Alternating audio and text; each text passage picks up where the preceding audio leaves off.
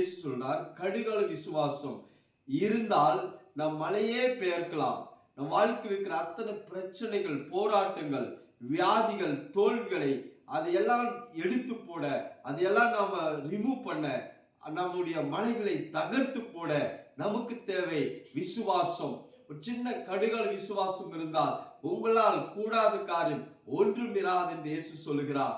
விசுவாசிக்கிறவனுக்கு எல்லாம் ஆகும். விசுவாசம், உங்கள் விசுவாசமே உலகத்தை ஜெயிக்கிற ஜெயம் என்று வேதம் சொல்கிறது. எனக்கு அன்பான தேவ பிள்ளைகளே, உங்க சூழ்நிலை, உங்க பிரச்சனை, உங்களுடைய வாழ்க்கை இருக்கிற அத்தனை காரியங்களை மாற்றுவதற்கு தேவனிடத்திலிருந்து அவருடைய விசுவாசம் உங்களுக்குள் இருந்தால், கடுகள் விசுவாசம் இருந்தால் மலையே நீங்கள் பெயர்க்கலாம், மலையே நீங்கள் ரிமூவ் பண்ணுகலாம்.